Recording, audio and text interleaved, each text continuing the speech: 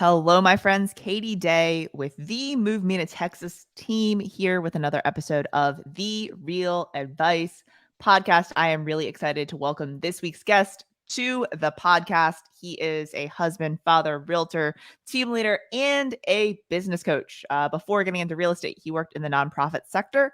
And after starting to build an investment portfolio, he realized how fun real estate was, and that was the right path for him. And that's where he is today. So please join me in welcoming my friend Ryan Adams. Thank you, Katie. It's a My pleasure. pleasure. Just down the road.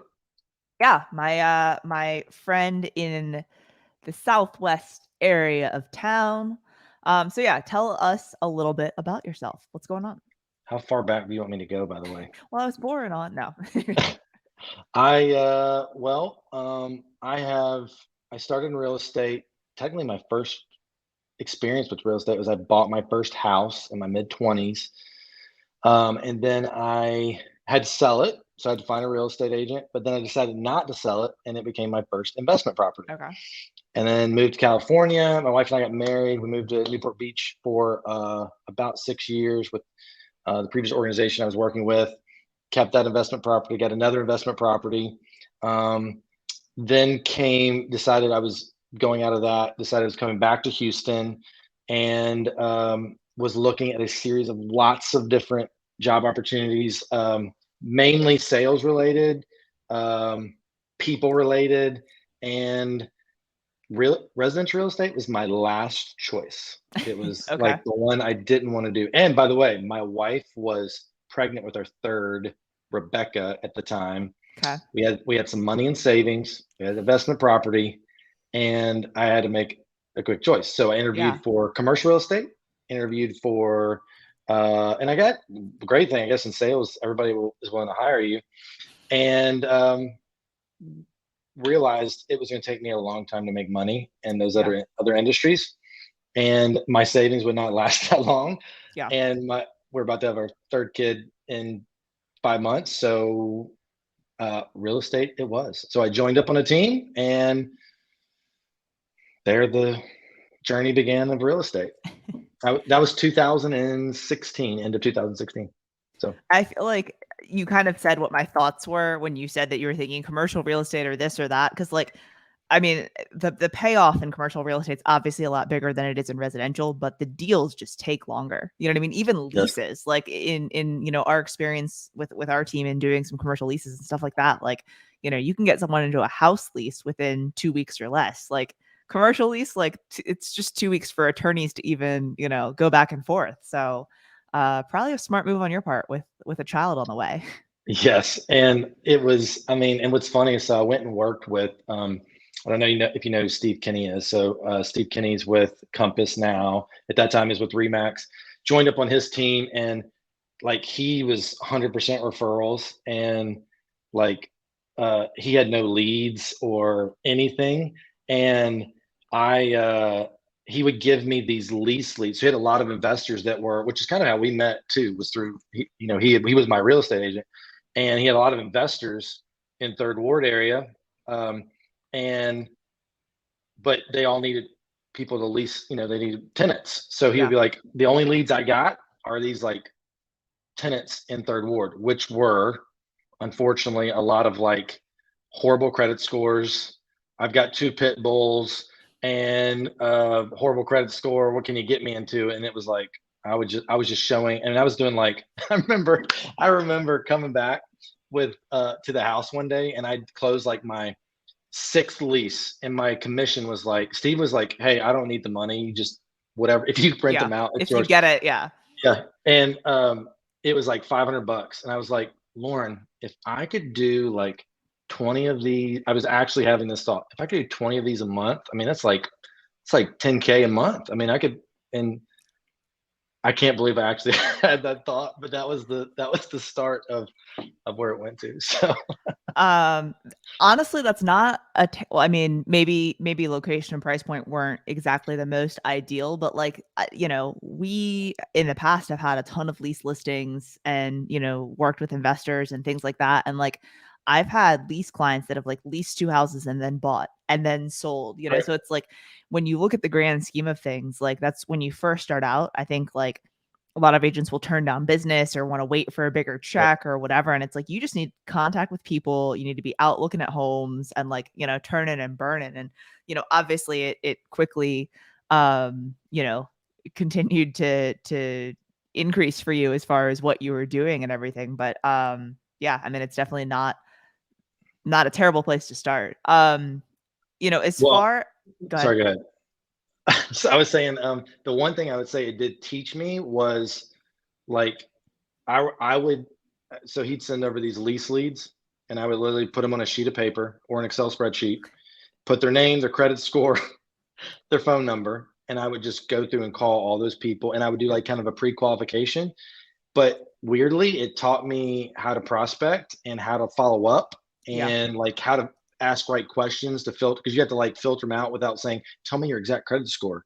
And, like without, but you're still trying to get, business. And it Yeah. kind of gave me the foundation for, my future business. So, Yeah. No, I completely agree. I mean, I came from a multifamily background. So, you know, back when I was a leasing agent, that's what I was doing all day long. Right. So, you know, getting comfortable on the phones, I think is really helpful. So kind of going back to that, you know, a few years ago, not that far ago actually, but like what advice would you give to someone, you know, if they just got their license and, you know, are embarking out into this world of real estate? What's some advice that you would give them? um, I mean, honestly, I think getting on a team and being under someone who knows real estate really well. If you're scared to go that route, and don't be worried about splits and commission at that point in your career, because what you need most is the know-how, and follow someone you trust and they're good and they've got good character and all that. Get under them and learn as much as they're willing to teach you.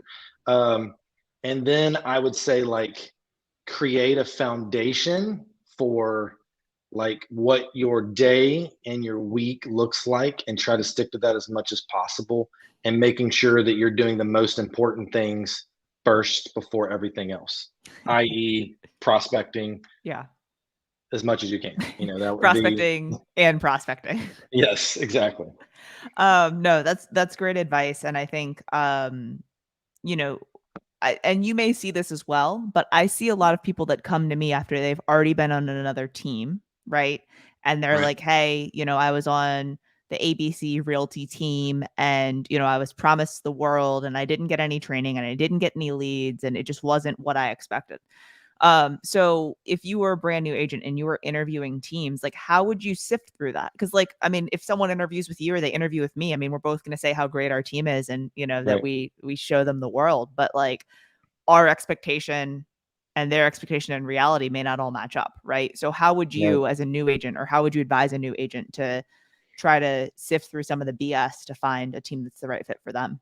I would probably have them I would have them ask, if it's like, I'm assuming it's a team leader, whoever, um, can you give me some success stories on your team of people who've come in like me, and what have you guys done to help them get to the next level, whatever that might be, and then see if they'll allow you. So like when someone comes on our team, I'm kind of an open book, and I'm either like it's going to be a really good fit. I could grow my team way quicker than I'm growing right now, but I'm super picky because I want to make sure they have good expectations. I have good expectations, and they understand what we're going to offer them versus them coming on and going, I'm going to expect the world. And when I probably still offer it a little bit, but I want them to have a realistic idea of what the fit's going to be and if it is a Yeah. good fit. And so making sure that's the case, and that like, hey, do you have a system and process? Not just, hey, my license hangs at your office and you're going to shoot me leads in Boomtown and there we go. But like, is there a process? Like you do that really well with, like your onboarding and all that stuff. Like there needs to be that type of a process, and making sure that, and I'd get references on the team leader. I get, see if they, so, one other thing I would say is I always tell people who are joining our team, like go interview um, one of the agents on my team. She's been with me from the beginning. Yeah. I go talk to her. She's seen me the most, ask for any questions. I always tell her to be honest and open as possible, because again, as a team leader, if you get an agent on your team that's really not a good fit for you, it's going to be just as much of a headache. You're not just trying to get people to get on your team for the sake of it. So That I'd probably just be like, you're interviewing them as much as they're interviewing you. Yeah, I always tell new agents that, especially like when they're looking for a brokerage, you know? It's like Right. you're in the driver's seat when you're looking for a brokerage. Every single one of those brokerages wants you. You know, you need to find the one that's the right fit for you. And I think, you know, for teams, it's definitely you need to find a good mutual fit as well. So I like Yeah. that. And the interview or meet with someone that's already on the team, I think is good because it's like I think they almost believe it more than, you know, talking to the team Right. leader. Yes, exactly. That's totally true. But I do find it's funny that some of them never ended up making that call to, the agent I said, hey, give them a call to or whatever. Maybe because they thought I was like prepping them or something. But I'm like, man, I wish I would have kind of had that. But although mine ended up being a great experience. So That's your boy. yes, Yeah, I sometimes I'll give like the prospective agent's name and number to like, you know, some of the agents and they'll reach out. So it's always interesting to see if they like actually respond or don't or whatever. So right, um one of the things that we were talking a little bit about, you know, previously, and we've definitely talked about this before, is coaching, right? right. And I know you are a coach and you also are coached. I have So been, how would yes. you say that, and I guess now that I think about the time frame, have you been in coaching the entire time you've been in real estate? All but 1 year, and that Okay. was when I was on Steve's team. Um, he was kind of my coach per se Yeah. in his way. Yeah. Um, and then when I went off my own, like when I started my own team, that was the first thing I did was I hired a coach. Yeah. So So how would you say like being in coaching has changed your outlook on business and kind of business in general?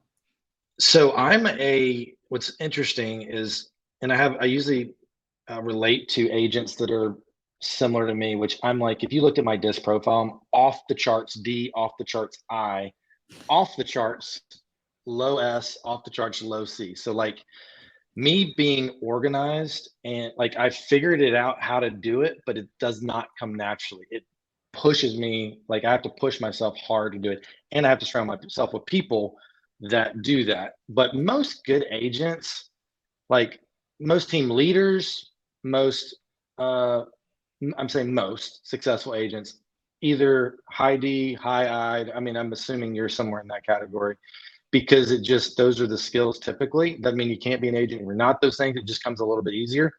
But that typically means we're not, as you feel, way more organized. But I also, maybe I come across that way too to some people, but I know what's going on in the back scene. But what was our question again? Sorry, I was Coach, going to, like coaching. what coaching, how's it impacted your Oh, business? so That's the yes, I. That's the I for there, you. there it is. Yes, yes. I think the biggest thing is there's a foundation and a baseline of a plan, even if it's chaotic, and just having it in your life keeps you on that plan. So I know every week my coach is going to ask me for my numbers. So either I can waste my money and keep coming to each session going, I forgot my numbers again, or I can actually try and get the benefit out of it. And hopefully, my clients, they feel the same way. Like, hey, this is going to keep me as a base. But I'd say overall coaching experience, it's just like it's that accountability. So I actually did life coaching prior to getting into real estate. It was much more involved around like your whole life, your whole like 10-year, 15-year vision, a little bit day to day. Like in Tom Ferry coaching, it's much more um, day to day, week to week. Like it's a very high level of accountability compared to other coaching Yeah. programs that I've seen. And so to me, I operate better that way. I know some people have a hard time with it, but yeah, Yeah. Well, and I think it's also too like who your coach is, you know, right, on how much accountability you get, you know, on a true, weekly basis and then even between coaching calls and stuff like that. right, And I think that also kind of sometimes depends on the client too, because I know people that like they talk to their coaches a lot more frequently than others. And sometimes it's like I know those that talk to their coaches more frequently may need more accountability. right. Yeah, it is a hard thing because I'm on both sides of it. Of like, I get, you kind of got to figure out the balance as a coach of how much accountability do you bring them, figuring out how much communication do you have in between calls. And it is such a balance, but like, you know, usually the ones that do the best with coaching, I feel like, are the ones that fully embrace it and are like, I'm going to be fully vulnerable and because that's the only way you're going to grow. I'm not going to Yeah. come to our coaching calls with some type of facade. Um, and, it tends to work the best for them. So, Yeah, no, I completely agree. I think when I first got into coaching, some of those first calls where, you're kind of getting to know your coach, and even like in switching coaches, I'm sure you've had more than one coach in the time, that you've yeah. been in coaching, right? Like when you go to a new coach and you guys are kind of having that like initial conversations and stuff like that, it's like some of it feels like it's like, a therapy session when you're like getting into stuff. I'm like, man, this is I know. heavy. Yeah. This is heavy stuff. I just want to talk about like, contracts and escrows, not like, you know, No, the other hard things. part is all the other stuff affects the contracts Yeah. and escrows. That's the hard part. It's much more your family life, your financial situation, all that affects them. So yeah, Yeah, no, I get it. I just don't enjoy it. So, yes, it I is what know, it I is. know. But, kind of speaking of coaching and, just like personal growth and business growth, one of the things that Tom keeps saying, and I'm sure you heard this when you were at the last mastermind, is like what got you here will get you less this year, right? So Right. what brought you success in say 2021, if you do the same thing this year, it's going to get you less in 2022 than it did last year, right? Yep. Just with Right. how the market's changing, just with, marketing changing, more people entering the market, people taking more market share, like all of these things are happening, right? So Yep. what do you think is one thing that you're doing differently this year than you were last year? Um, I am doubling down on my uh, delivering value to our database. So, and I'm encouraging my agents to do the same. Like, I think you've kind of some agents like I really feel bad for the agents that it came into the industry in the last 2 years because when I came into the industry, which I mean again I haven't been in it that long, but 2016 it was it wasn't a buyer's market, but it was like when you're like, hey, let's go, I'm interested in how this house, it would be like, hey, let's go set appointments for like 8 homes, and you drive around. Like now, it's just like one hit the market. Let's go. I'll meet you Yeah. there. Is it? Is it not it? Um, and so that to me was kind of more of a normal market, but in some ways more difficult. Um, and there, obviously this market has lots of its difficulties too, but I think some agents have gotten off easy because it's like, hey, if your friend needs to list their house and they're in your database and you're going to be the agent, it's been super easy. Yeah. Um, I think people in general are going to be very much more concerned about making sure when we go through a hard market that who they're working with is the best. And yeah, you'll still get some business from your friends or whatever, but I think you need to be able to deliver value. And I have seen, I want to be for my sphere, my SOI, I want to, and anybody I work with, I want to be seen as the source. As Tom always talks about the agent of choice, like, Yeah. uh, but that comes with like, I'm bringing the knowledge, the experience, delivering value. And so that's where, I came back and every time I always come back from a Tom Ferry deal, I feel like all my staff hates me because I come back and I'm like, here's the next 20 things we're going to be doing. And they're like, crap, which means you're going to be doing it. But most of the stuff that I've come back with in the last couple of months have been ways to deliver value, you know? So I think that's where we're doubling down, and you want examples of that would just be like, um, more communication with our database, more information we're passing them, more contact, more calls, and that's really what we're doing. So we'll see though. On that, giving more information and things like that, I feel like, and it may just be because we've talked more and now the algorithm's pushing your stuff into my feed, but I feel like your amount and quality of your video content has both increased and improved over the It past kind of, whatever. yes. So what all right, obviously since how long has Tom and Jason been pushing video, video, video, video? Like Since the beginning of time. I don't think we really believed it. I really don't think we did. like most people didn't. They're like, yeah, you do it, it looks good, but does it really work? And then finally I was like, I mean, it was what the one thing I walked away from Summit was like, hey, I'm going to double down on video. That I know that sounded different from what I said about delivering value to my clients, but that is part of it. Yeah. Because all my SOIs watching me on Instagram or whatever. So I hired a videographer. I've scheduled. I mean, like every week I have a video scheduling filming time where I'm putting together our videos. I'm pushing our team to do it, and I wouldn't necessarily. I mean, yes, we've gotten some business from it, but I wouldn't say like, hey, it's not necessarily been this like amazing. Oh my gosh, all these listings come in and all that. But I hear all the time. I go on listing appointments and not knowing them, and they'll say, "I see your videos," Yeah. which means and most of my videos, I do some funny stuff here and there, but for most of them, I'm bringing value. And like I recently just did this. Oh my Lord, it was kind of exhausting because it was my first one, but I did 30 straight days with 30 seconds of how we list a home. So 30 days, Yeah. we go through the whole home selling process, everything we do. And part of that too, by the way, like I asked a couple of my real estate buddies, like, hey, like I'm gonna give away some of my little secrets of what I do, and maybe they're known, but is that like bad to do that? And then we were both like, Houston has so much business. There's plenty of transactions out there to be had. Like Yeah. no one's gonna, so no.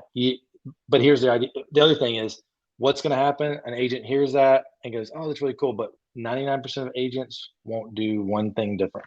That's what I think the difference in like how do you stand out in this industry as we move in this market, and these agents that haven't really had to work that hard is you've got to be willing to do what nobody else is willing to do so you can Yeah. get what they're not going to get.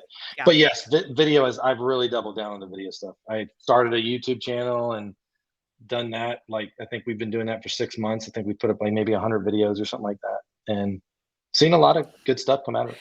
So casual, just 100 videos, no big deal. That's all. That's I know, fantastic. That's really I awesome. know. Well, and it actually now that didn't the YouTube channel did not feel as difficult because it's just been, and like I mean we're still not getting crazy numbers on every deal, but like I've Yeah. got a couple of videos that are getting like 10,000 views, and it's like you never know. Like the one I don't want to get, like I'm like, Yeah. oh, that one was so bad, gets all the Yeah. views, and then the one I'm like, oh, this is the best one, gets no views. So Yeah. I don't know. I don't know. But Um, my favorite thing I will tell you is when I get someone to comment on like they have a question, yeah. like can you help me? Like had someone watch my video on property or capital gains, and they're like, hey, can you help me figure mine out? They're not even my client, and I just like helped them out. No big deal. I don't even Yeah. think they'll ever use me, but I really enjoy that. So Yeah. I mean, I think that like video and social is such a branding play. And that's mhm, where, like I get people that DM me a lot, because like we put out, I and my team both put out a lot of content.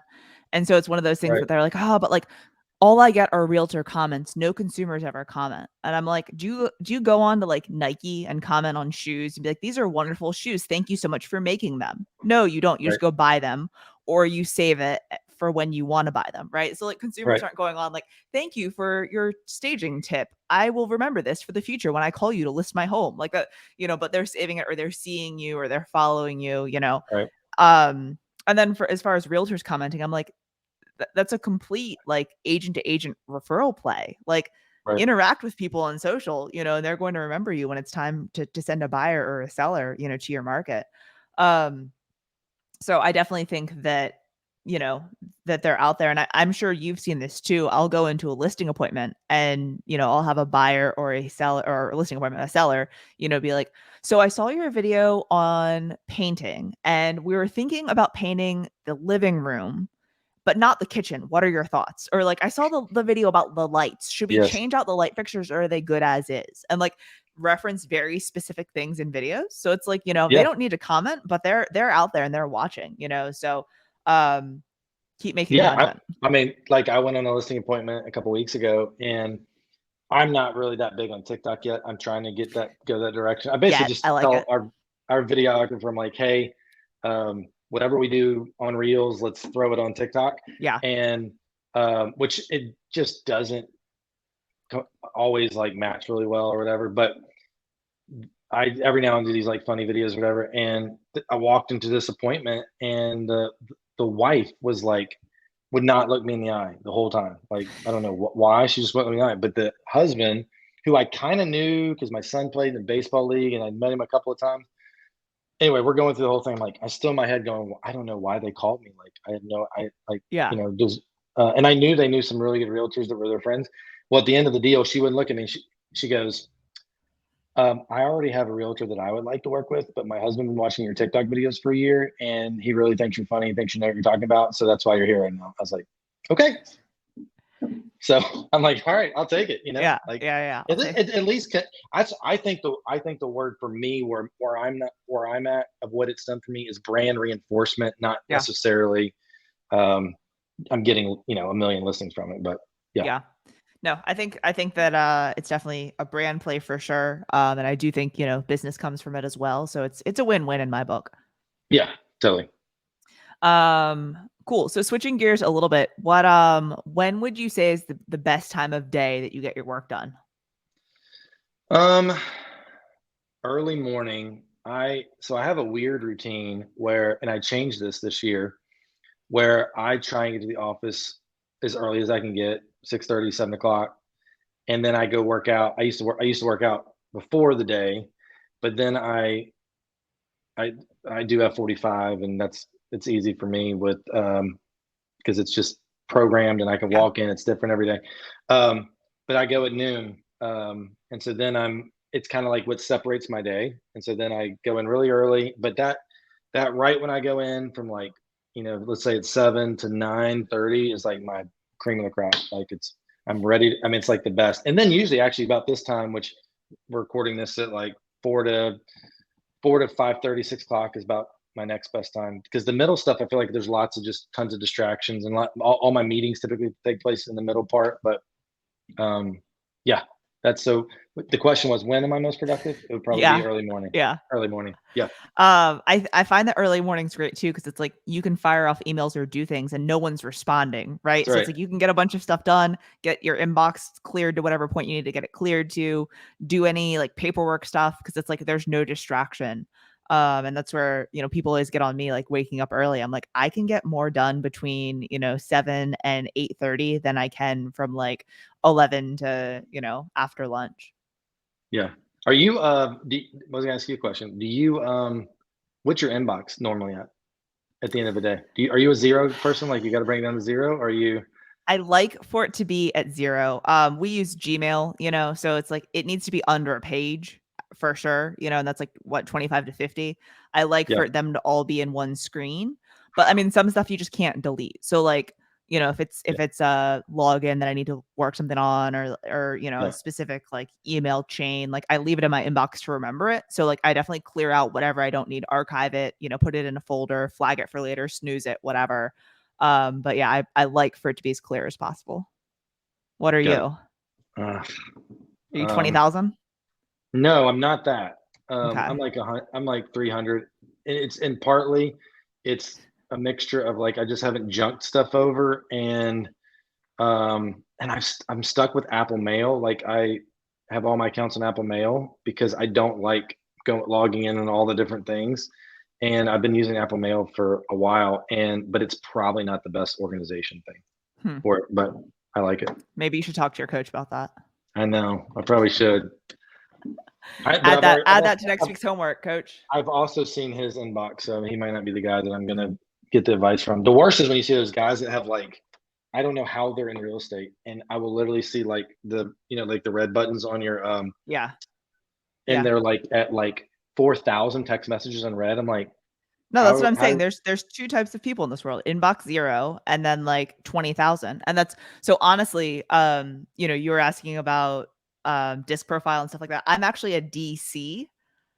okay, So like my eye like natural is higher than my adaptive, but like in a situation where it's a bunch of like drive DI, like IDDI personalities, like I can step back and not be in charge. It Get hurts it. my soul, but I can, you know?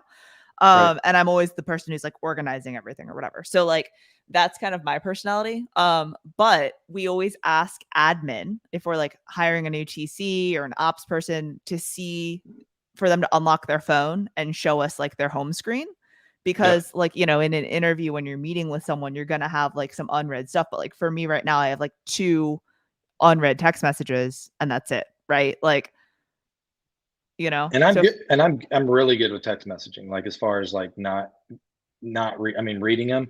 yeah, What's bad is like my once I read it, I wish there was there's not. Tell me if there's not. unread to make it like unread Yes. again.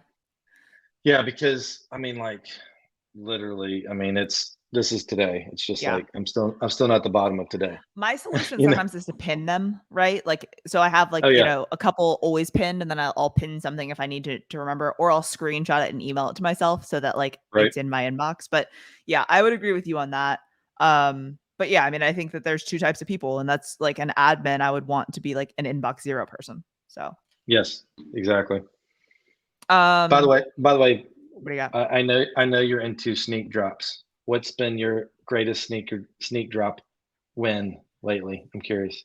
Um, so I've I actually have pretty good. So two things. So I wear a size 7 men's, 8.5 women's, 8 to 8.5 women's. So I can buy big kid shoes.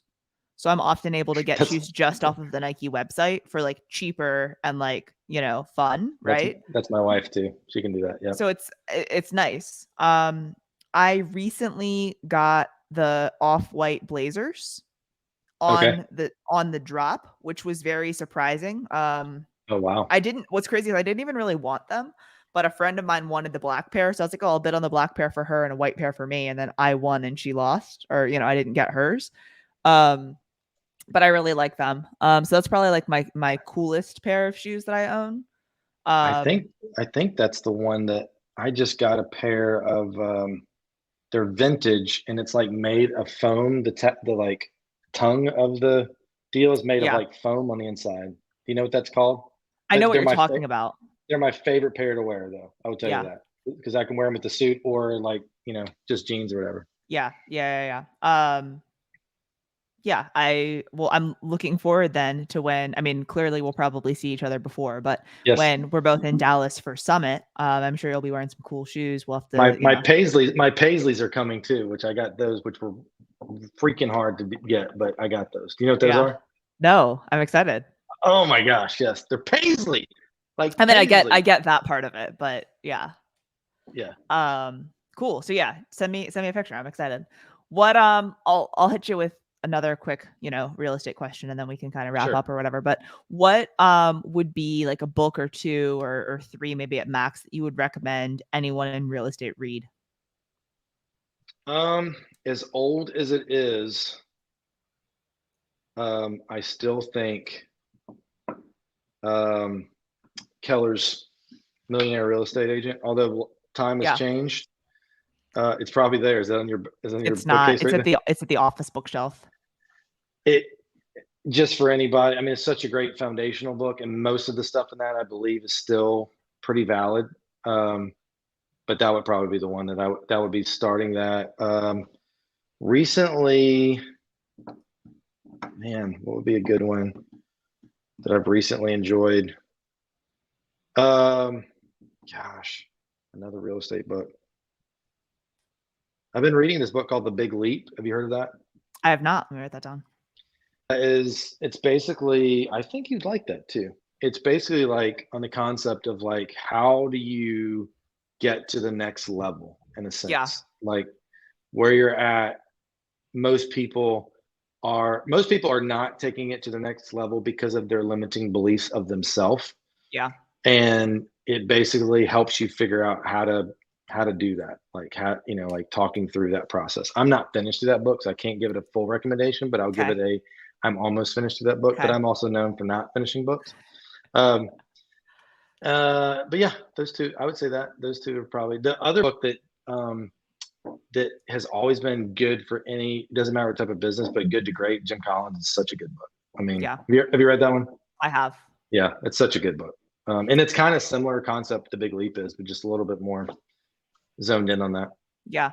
No, that's I always like getting good book recommendations. I'm uh always in the process of reading like one or two, and there's always some on the nightstand and some like on my desk and some that are like, bookmarked on here. So I've been trying to be better this year at like actually just reading books start to finish Yeah. before I move on to the next one. So yeah. I actually just got our team, and I guess he's going to be speaking at Summit. Is Phil Jones' book on Exactly what to say. exactly what to say. I didn't know So exactly what to say, but that's what the name of the book is. I didn't know exactly what to say, but it's exactly what to say.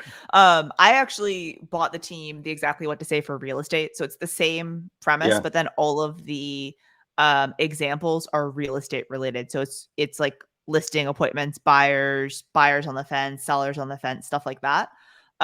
So I saw that. I just didn't have you, and it's the same book though. it has all of the same kind of chapters, but they all have real estate examples.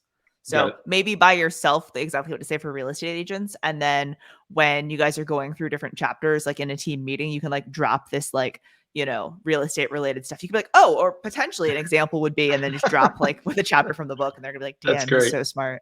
That's great. So hopefully none of your team members are listening to this. They probably didn't make it all the way through. So it's no big deal. Yes. Yeah. Probably not. Probably not. If they're if this is like they're prospecting, no, they did not make it all the way through.